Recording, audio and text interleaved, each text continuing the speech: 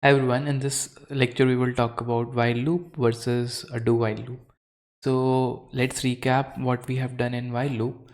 So loops in C++ or in any other programming language are used to repeat certain tasks, right? So the basic idea of loop is to repeat some instruction, some tasks n number of times, right? So for example, let's take a very simple example. Let's say you are rolling on a hill or you're doing a race on a hill and you want to run till you reach the end of the cliff, right? So let's say this is the platform and you want to run on this platform from x equals to 0, and let's say this is the end of the platform, and let's say this coordinate is x equals to 10.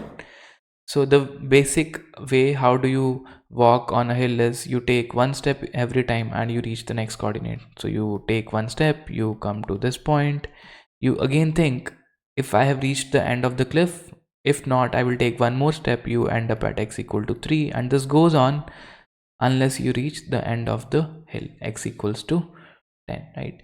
So the same thing. So here the task is you are basically walking one step, right? And you're repeating this task 10 number of times, right? And the way we write it in the form of a program is using a loop, right? So in this video we will talk about two types of loops. One is your while loop, which is a entry controlled loop. I will discuss what it is. And another is do while loop, which is a exit controlled loop, which means you will check for the condition while exiting the loop, right? So something like this we will see. Okay, and we will also see what difference in the output it makes. So let's first recap the syntax of a while loop. Okay, so in while you have three things. You have a starting point. You say okay, I'm going to start from x equals to 0.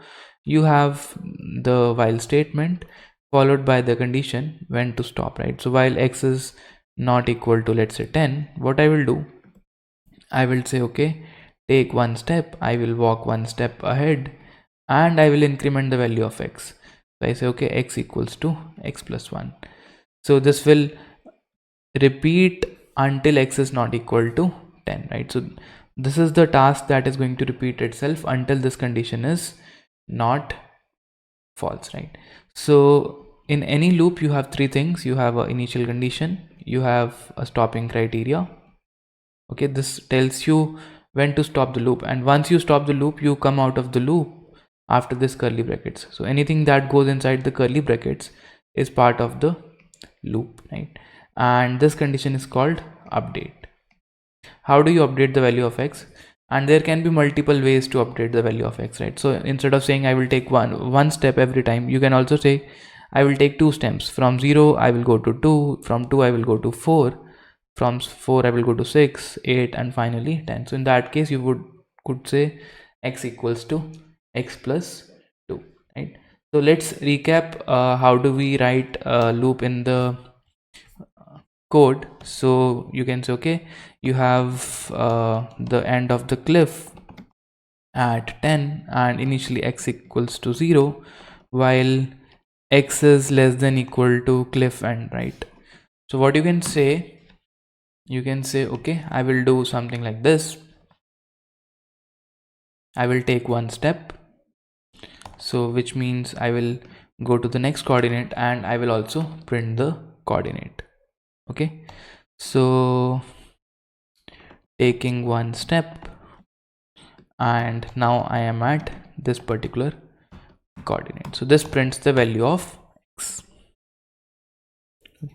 So you are at 0, 0 is less than 10, so you come inside the loop, x becomes 1, you come to x equals to 1. You next time you say 1 is less than 10, then x becomes 2. You say okay, taking one step, and now I am standing at x equal to 2. Taking one step, reaching this coordinate x. And this finishes the loop. So let me just build this one. This is while.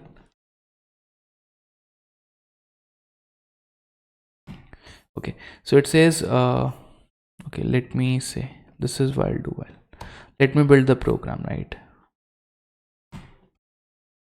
Okay, so it says we are taking one step, and we are reaching 1. We are taking one more step to reach 2, and we are taking one more step to reach 3, and so on, right? So now there is one condition that you have to see. It says taking one step reaching 11. So in this case is actually not true. The final value of x is 11, but we are not yeah, so we are actually taking one step. So we are making x equals to 11, and at this point x is greater than cliff end. This will stop the loop, right? So the loop stops when the value of x becomes greater than uh 10, right? So the final value of x is going to be 11, because this is how the loop is going to stop, right? So yeah, so what you can do is you can say while x is less than cliff end, right? So you can modify your condition so that it runs only till x equals to 10, right? So let's see the output now. Okay, let me build this again, and let's see the output now, right? Now you can see it says taking one step and reaching 10, right?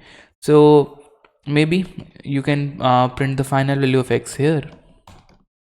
Final x is like this, and this will be 10, right? And you can also say if x is greater than cliff end, we are going to fall from the cliff. Okay, otherwise you can say if x is exactly equal to cliff end, right? Let's say else if, and here we have if x is exactly equal to cliff end, then we are standing at the cliff.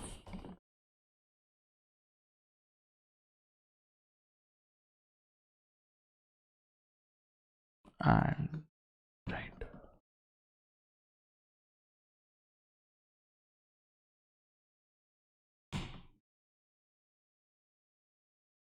okay, so finally you are standing on the cliff edge, right?